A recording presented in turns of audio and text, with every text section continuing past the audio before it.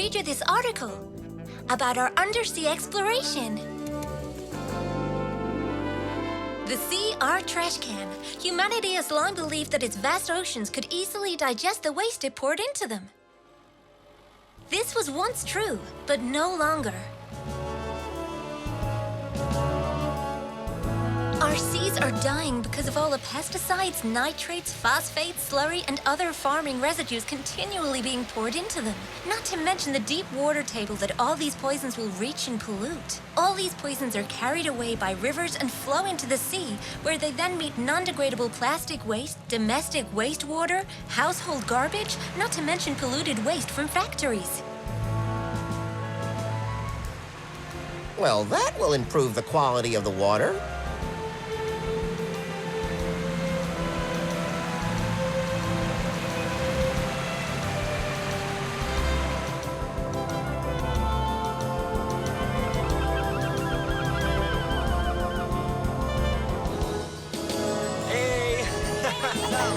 Hey! All right. The result? 90% reduction in fish and other marine life in a century.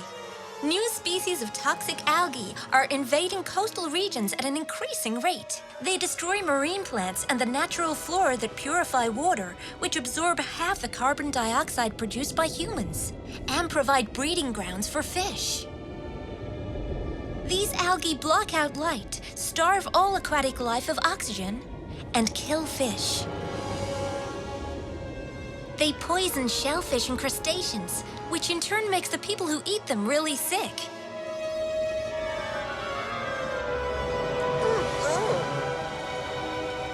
They also destroy coral. This important ecosystem is not only the greatest of breeding grounds for fish, but also one of the Earth's lungs.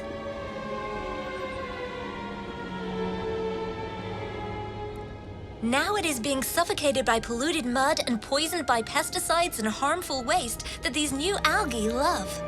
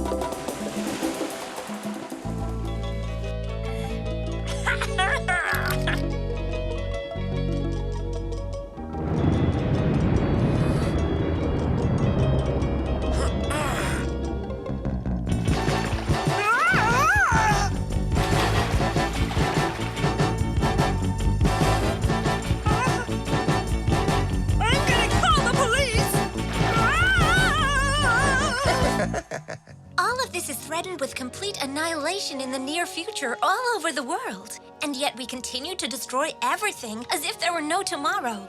And that's unforgivable. Huh, coral this, coral that. It's no big deal if it all disappears, is it? Good that you've been listening. Do you have any idea what coral is? Oh, well, yeah, it's stones. Stones that are mainly red with different shapes. Well, it's actually a living organism that forms calcium carbonate. And fish live amongst coral and come and feed on it.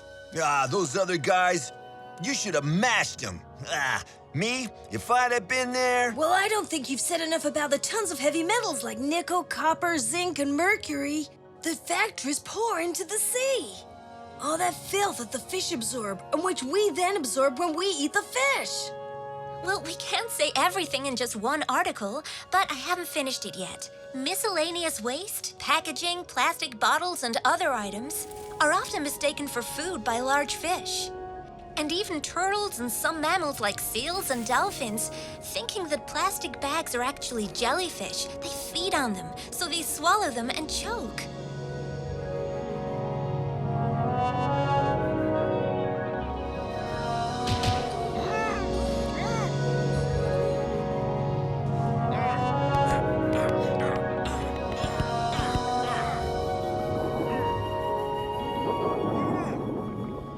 100,000 sea mammals and 1 million seabirds die in that way each year.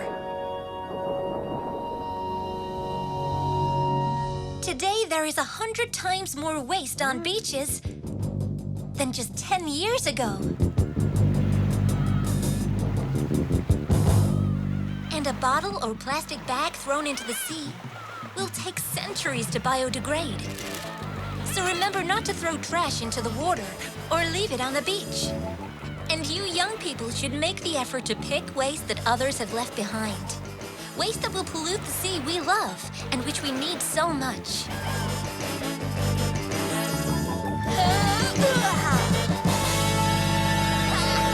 What are you doing, you idiots? Can't you think of a more intelligent game than polluting the sea? Actually, no. You said we're idiots, so when it comes to smart games, we know none.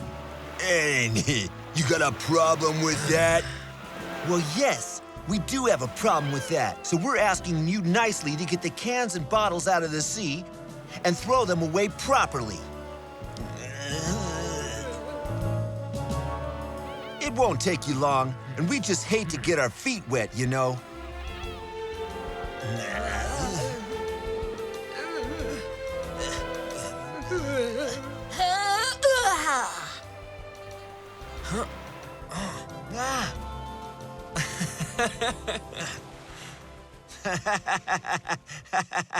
17 billion throwaway plastic bags are manufactured in France each year. 17 billion! Just imagine how many in the world. But some places, such as Germany, Taiwan, South Africa, or even Corsica, have banned them. Huh?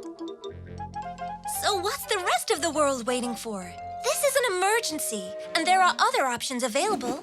Biodegradable bags, toughened bags, reusable bags you pay for, thermoplastic bags, recycled paper bags, cloth bags, and so many others.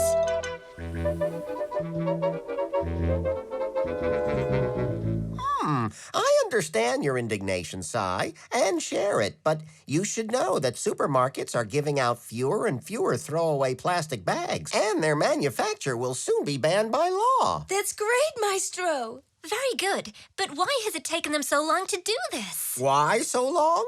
Well, that's human nature, I'm afraid.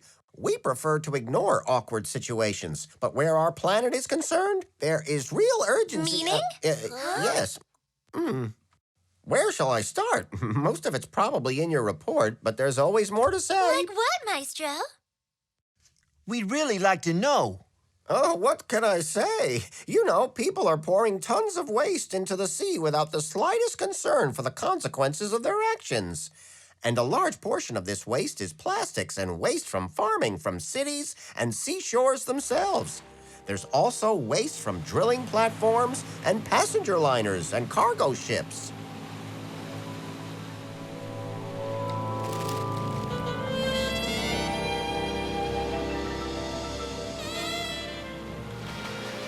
So let's focus on ships. We've deliberately sunk hundreds of old ships and trawlers in coastal areas.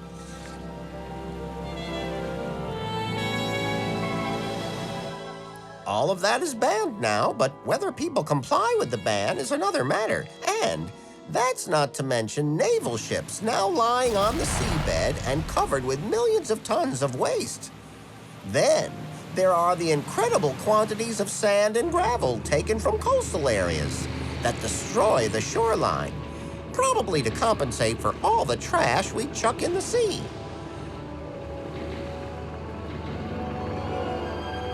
Yes, that's how we're destroying the seas, and even the rivers. Take the Mississippi.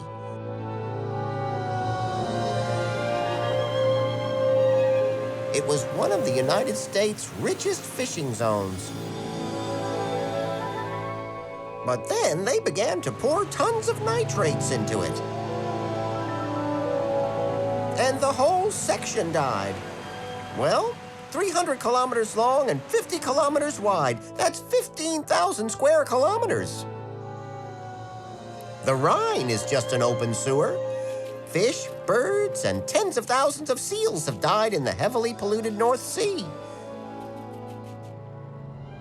Saturated with toxic waste, the Baltic has become a dead sea. And the Mediterranean may well end up the same way with all that people make it digest every year. Just think, it has 400 million inhabitants around its shores to pollute it. Some even load thousands of tons of waste onto old clapped-out tubs and sink them in the open sea. Even though the Mediterranean is already, in fact, one of the most polluted seas on the planet. In part because only 1% of the water is replaced each year. So why's that then, Maestro? Very few rivers flow into it. The Ebro, the Rhone, the Po, the Nile. But it's only connected to the ocean through the Straits of Gibraltar, which are barely 200 to 300 meters deep and don't let a lot of water through. On the other side, toward the Dardanelles and on the Black Sea, it's even worse. So there's a real chance the Mediterranean will be a lake. Why do you say, Maestro, that the Mediterranean will again be a lake? Has it been one already? Yes, it was a lake that completely dried up. It's a very old story, but I can tell you anyway, as I think you'll enjoy it. You know the Earth's crust is between 5 to 70 kilometers thick. Together with the mantle, which is under the crust, it forms the lithosphere, a scientific name for the tectonic plates that move below the sea, which sometimes collide with us, seeing the effects on land. A few 100 million years ago, all of this was moving a lot more, and as a result, the African plate collided with Europe and the Straits of Gibraltar closed up. If you prefer, I can show you exactly what it was like. Huh? That'll be more interesting. So do you really think we can go back in time then, Maestro? Don't worry, Maestro can do absolutely anything. Everyone knows he's a bit of a wizard.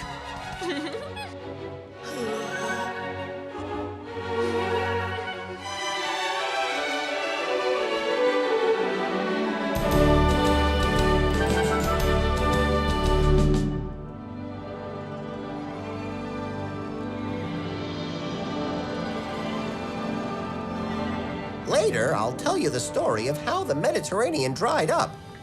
But as we have to dive to the depths, let me introduce you to some of the living things we meet.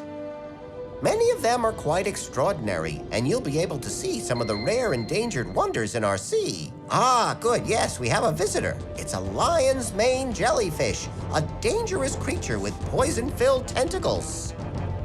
Now, I should say, it has a highly developed hunting instinct and an insatiable appetite. This one has come to see if there's anything edible to be found here. This is just a basking shark. It only eats plankton. A giant squid. It's an extremely rare animal. What a gorgeous creature. Though annoyingly perhaps a bit too possessive, so a little electrical encouragement will hopefully calm it down.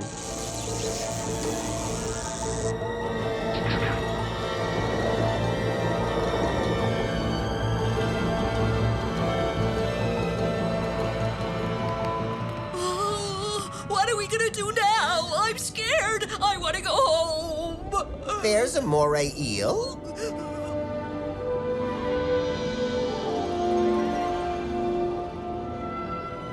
And a viper fish. Nice beast.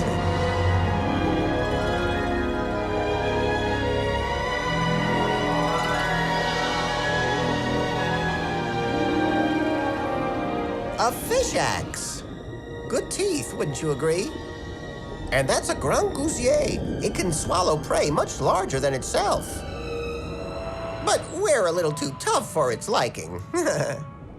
And it's better to keep out of the way of this deep-sea spider crab.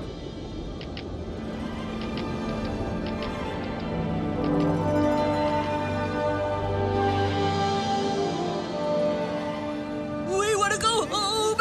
It's no fun here.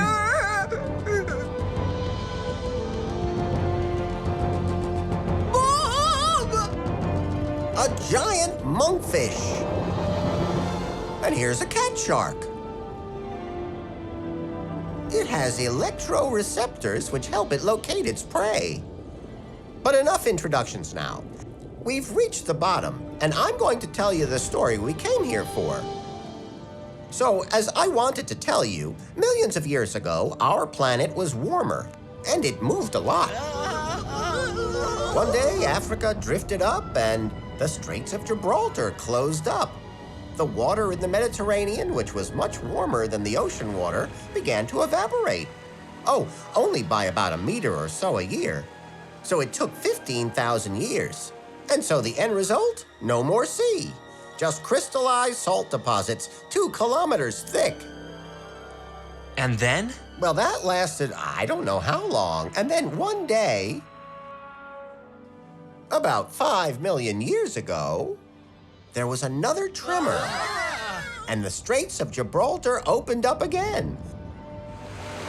So what happened? Well, the Great Flood would have been a summer shower in comparison. It was a complete desert at the time. Dinosaurs? Well, they had already disappeared some 60 million years before. As for humans, as we know them, they wouldn't be around for a few thousand years more. Huh?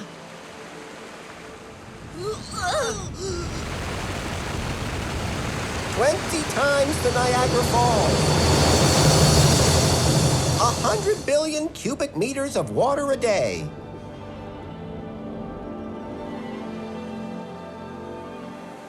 In just 1 century or so, the levels equaled out.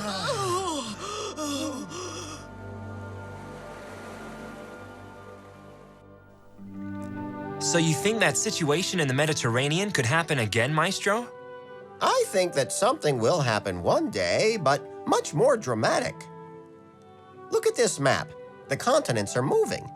Here, you see the south of Europe. Here's France, Italy, and Greece. And here is Africa. So one day, Africa will push right up into Europe and there won't be any Mediterranean at all. And the same thing will happen in Asia.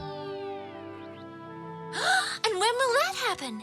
Oh, not for at least 10 million years or so. So we still have a while left to try to defend our Earth. Even if that is gonna happen one day, why aren't the authorities doing anything about all the pollution to save the seas in the meantime? They are as best they can, but there's so much resistance. And so many blind people who don't want to see. Known pollutants have been banned and conservation plans implemented, but who follows them? Cities are growing and their pollution is too. 85% of them pump pollutants with no treatment. So, Maestro, we young people should act. We have to do something. Oh, I'm counting on it. But don't forget, there's a lot left to do. There's a ship in trouble! Could be another oil slick! Come see it!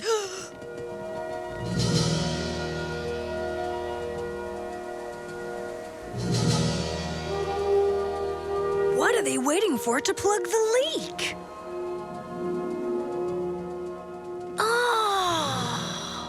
Well, as you know, this kind of thing really interests me. So I've done a little bit of research and written an article for the paper. I've got lots of photos and films to get people involved. You want to see them? It's an environmental disaster. The tanker, the Imoko Cadiz, has just sunk off the coast of Brittany. Its cargo of 230,000 tons of fuel oil is already polluting 300 kilometers of coast and beach and threatening the lives of tens of thousands of seabirds. This must never be allowed to happen again. Yeah, right. Never again. A year later, the Atlantic Empress sank in West Indian waters, pouring 278,000 tons of fuel oil into the sea. A new record, but not for long. In 1989, the Exxon Valdez went down off the coast of Alaska. 250,000 seabirds, 28,000 otters, 300 seals and sea elephants died, and billions of salmon eggs were destroyed. Shall I tell you one more? In 2001, the Jessica ruptured her hull near the Galapagos Islands. 15,000 iguanas, one of the rarest, most protected species in the world, were wiped out. That was 60% of the island's population. After that, there was the Erica, and the Prestige, and many others. Wait, stop there. With the Prestige, the captain did all he could. And although he called for urgent assistance, the Spanish authorities ordered him out to sea. And the owner was Greek. The ship was registered in Liberia, the charterer was Russia, and he lived in Switzerland. This is all very interesting, but we have to find solutions. All very interesting, but we have to find solutions. Come see this. Look at this map. In the last 10 years, more than 50 ships have caused oil slicks worldwide. And what are we doing? Just talking.